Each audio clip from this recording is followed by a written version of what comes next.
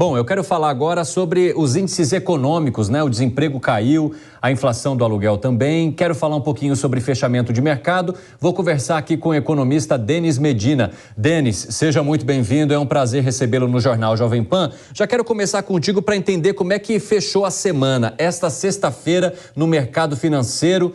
Você pode atualizar para a nossa audiência? Boa noite. Olá, Evandro, boa noite. Obrigado pelo convite. A semana na Bolsa fechou uma pequena elevação. Durante a semana a gente teve um boom ali na terça, quarta-feira, mas alguns outros números da economia esfriaram os ânimos, principalmente resultados de algumas empresas, a conscientização de como está indo, né, o nível de importação da Petrobras, que teve que ser elevado, principalmente em gasolina, para suprir a queda do preço. Descobrimos também que a Petrobras tem praticado preços mais baixos do mercado, então tudo isso deu uma esfriada no valor das ações. E a semana fechou com 1,7% de elevação. Dólar a R$ 4,73, é isso, né? O dólar deu uma recuada, isso, né, meio que equilibrando, por quê? Quando a gente olha para os Estados Unidos também, eles tiveram elevação de juros lá fora, tanto nos Estados Unidos quanto na Europa. Então, essa elevação de juros, eles já estão em patamares elevados para o histórico que nós temos, traz menos apetite para ativos de risco, na verdade.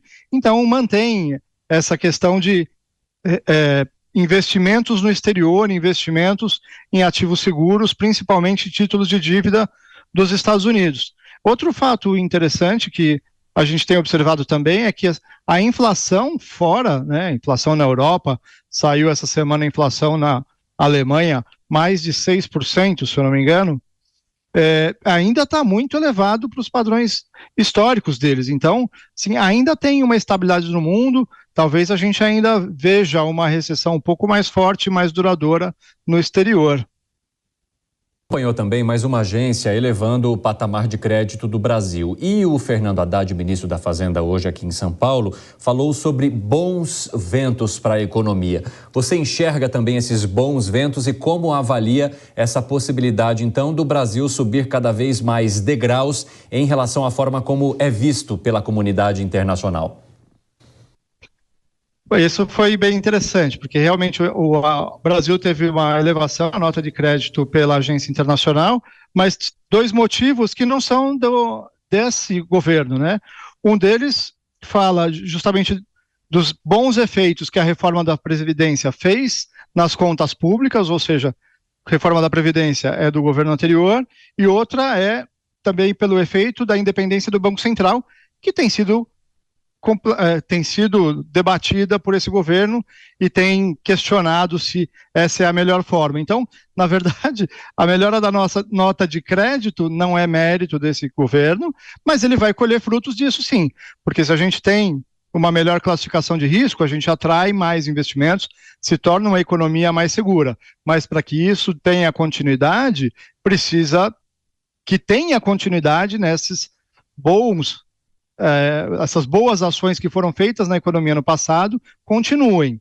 Quanto à fala do ministro de que sente bons ventos, bom, a gente vem passando por momentos difíceis. Na verdade, eu vejo que ainda temos movimentos desafiadores com todas essas questões, né?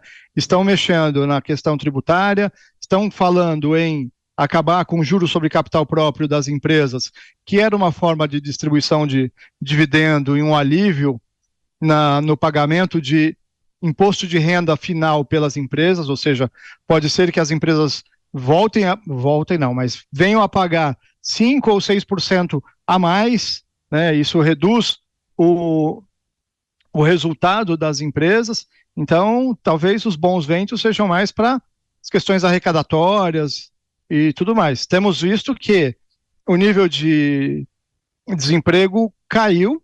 Isso é super positivo, temos mais pessoas no mercado de trabalho. Por outro lado, a mesma pesquisa diz que o nível de renda continua estável. Então, a gente não tem uma elevação nos salários, isso tudo tem deixado o cenário ainda meio cinzento, né?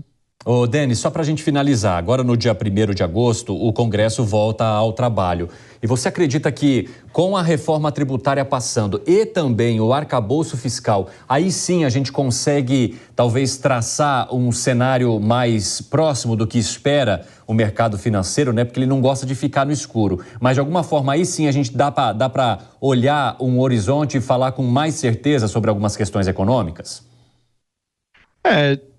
Tem muitas questões que precisam ser ainda esclarecidas, né? A reforma tributária vem num sentido de simplificar, mas também não tem grandes movimentos, assim, não tem grandes definições. A gente não sabe quais serão as alíquotas, como isso vai funcionar, se, né, também não é para agora, é para 2026. Agora, o arcabouço fiscal é uma questão interessante, né? A gente viu hoje, foi anunciado que a gente está com déficit de 45 bilhões nas contas públicas.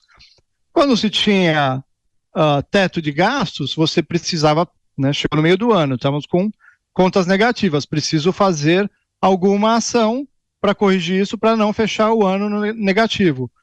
Com o arcabouço fiscal, não tem exatamente essa necessidade, né? No final do ano, fechou negativo, falou, ano que vem a gente não pode gastar muito mais do que a gente já gastaria. Então, na verdade, o cenário não vejo o retorno do Congresso com uma expectativa de grande mudança no cenário e que vai trazer alguma claridade nova. Mas precisa definir questões que ainda estão nebulosas, ainda precisam de uma definição definitiva. Beleza, Denis Medina, economista, obrigado por conversar conosco. Ótimo fim de semana para você. Obrigado igualmente para vocês.